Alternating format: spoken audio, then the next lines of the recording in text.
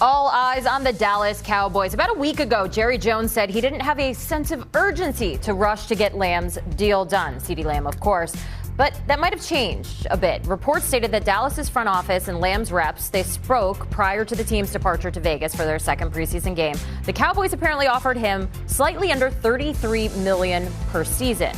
Well, sources said that he was not happy with that number. It would slot him as the second highest paid receiver in the NFL on an average per year salary basis, just ahead of Eagles wideout A.J. Brown and just behind 2020 draft classmate and Vikings wide receiver Justin Jefferson. All right, we're back here with Douzable and Kyle Long. So if we go back a little bit, the Cowboys introductory press conference, CEO Stephen Jones, he said that both Lamb and Michael Parsons, that they wanted to be the NFL's highest paid non-quarterback. So translation there, want to be paid more than Justin Jefferson, right? That's what they're saying. Where do we stand with what CeeDee Lamb is going through now, and do we think that anything is going to get done, Lige? Well, the interesting thing, Kyle, you know this, being in the business as long as you've been on, the guy that usually gets paid next is the highest paid guy. But I don't think CeeDee Lamb should be making Justin Jefferson money. Justin Jefferson is the number one receiver in football, and that's no disrespect to CeeDee Lamb, because I do believe he's a top 5 receiver. And you look at what he did last year, was number 1 in the NFL in receptions, number 2 in receiving yards, and number 3 in receiving touchdowns.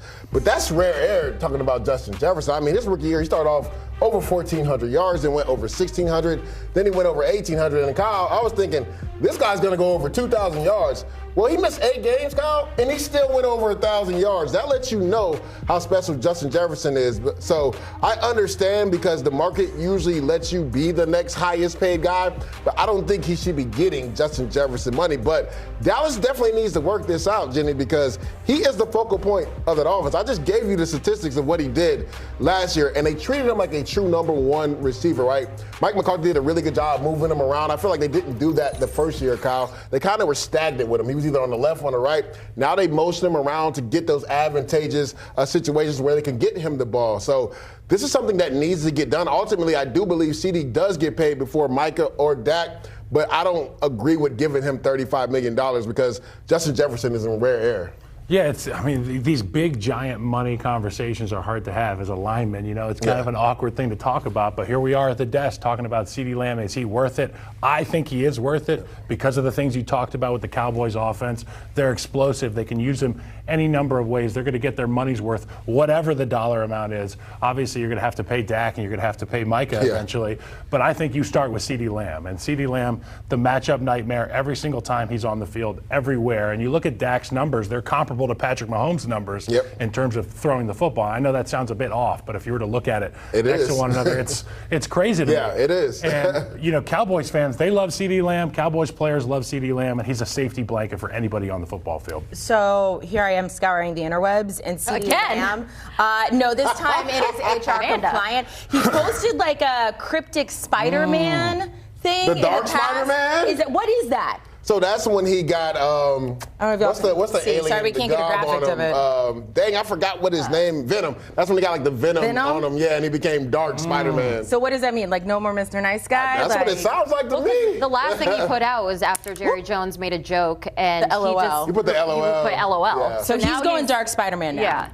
And it's kind of interesting because then Micah is retweeting and talking about it. It's like sitting back like, everybody just shut up and let's all get paid. I love the social media drama. We are also getting a little bit of drama. I think this is more good vibes, but a little bit of slander here. So we saw Noah Lyles at the Olympics. He ran the 100, won that, so that gives him fastest man alive. 200, didn't win, said he had COVID after. And we have heard the cheetah, Tyreek Hill, saying, look, I can beat this guy in a foot race. I don't know. Oh, boy.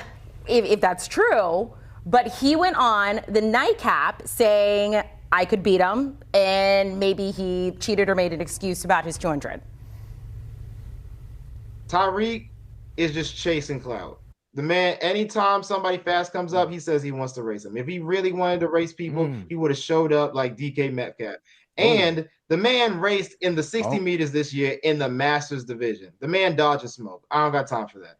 If he's serious about it, if he's truly serious about it, I'm not talking about you just talking on the internet and you ain't actually coming to me and talking to my agent and saying, let's set something up. You are seriously about it. You'll see me on the track. Oh boy. I feel like it's real. Well, he went on social media. Tyreek doubled down and he wrote, "Sign the contract, lock in that 50-yard race." So I want to know what the bet's going to be. a 50-yard race. 50, I would maybe take Tyreek. I might take Tyreek in the 50 because Noah Lyles has that turnover in the last, and you saw it in the Olympics. Like, he came and got everybody like the last 30 or 40 yards. I think to make it fair, it has to be at least 60 yards. I've never been around somebody as truly confident as Tyreek. He is and confident. Also as truly gifted. I mean, I feel like if the guy were to take place in every Olympic event, he might leave out with a couple medals. I think he could do the floor gymnastics routine. He can do tumbling. You know what though? He has that power. He's got the perfect He does the flips now. Okay, if it was 60. I might give the edge to Tyreek still. I don't think Noah would agree. I don't think Noah would agree to that because he's a 100-meter guy. Yeah. And Tyreek Hill, to me, nobody accelerates as fast as him. And Noah doesn't have a great get-off. He's able to walk everybody down. Like I said, we saw that in the Olympics when he won the 100. So I don't even know if Noah would agree to. We see Tyreek in pads and a helmet, too. What happens when we put him in track shoes? Yeah. Okay, so what if we'll do it both on the track and then we'll also do it on the field. So both of them put pads on the race? Yeah, I'm down for this. I would love to see I think Noah wins easily in the 100, but I think in the 60, Tyreek gives him a shot. That's fun. I hope that they actually race. I don't know if it's actually. It'd be great. Happen, It'd be but great that would to be see great. that. We're going to talk more. I don't know if that would be drama. like in Tyreek's contract. Like if he got hurt. If he got hurt, heaven forbid. That would be terrible. Tyreek right. gymnastics for sure, though. We are continuing 2028. with the theme of drama and inappropriate things, maybe, and talking about Tua. Don't look at me when you say that. Who recently went on the Dan Le Batard show and had some choice words to say about his former head coach. Take a listen here. If you woke up every morning and I told you you suck at what you did, that you don't belong doing what you do, that you shouldn't be here, that this guy should be here, that you haven't earned this right, and then you have somebody else come in and tell you, dude, you are the best fit for this. Like, you are accurate, you are the best whatever, you are this, you are that. Like, how would it make you feel listening to one or the other? You see what I'm saying? And then you hear it, regardless of what it is, the good or the bad.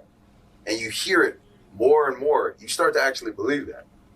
I don't care who you are. You could be the president of the United States. You have a terrible person that's telling you things that you don't want to hear or that you probably shouldn't be hearing. You're going to start to believe that about yourself.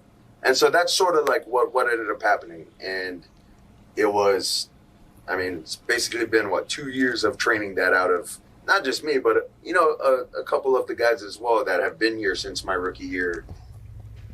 Tua calling his former head coach, Brian Flores, a terrible person. Now, Kyle. That felt like a therapy session, right? It felt very intense. Tua had to get that off his chest. I got to ask, though, have you guys ever been in a situation where a coach has either really built you up or torn you down before? Kyle, what's your take? 100%. When I got into the league, I got drafted by a guy named Aaron Cromer, and he was the O-line coach. He's now in Buffalo. Yep. And I remember I thought I was going to be a third, fourth round pick. I was a first round pick. It's because he believed in me. And when I got there, I thought I was going to have a guy that was pumping me up every day.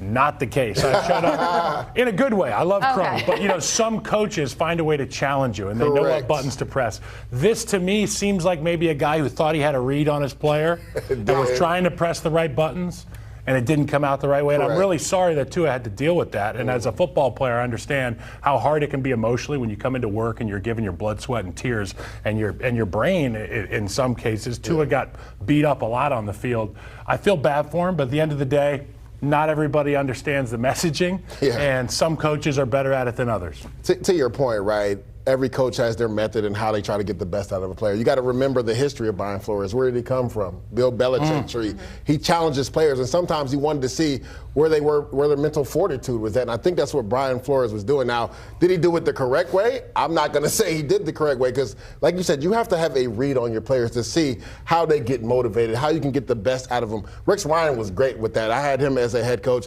and he literally, when people would tell him, well, this player can't do this player can't do that, he would say, tell me me what he can do. I'm going to put him in position to make plays to really highlight his skill set. So there's different ways to do it. And obviously for Tua, that didn't work. And it really hurt his confidence. It looked like. Shout out to Mike McDaniels for letting Tua know that he was a real good quarterback. And now he's been a perennial Pro Bowler ever since Mike McDaniels got there. Well, like you said, every player is different. We know being at this coaches meeting, probably the best ones don't treat their entire team the same way, but every player individually. You yell at me in a workout, I'm going to stop immediately. But if you're really nice about it, I'm going to keep on going. Good to know. Good to know. Yes, exactly.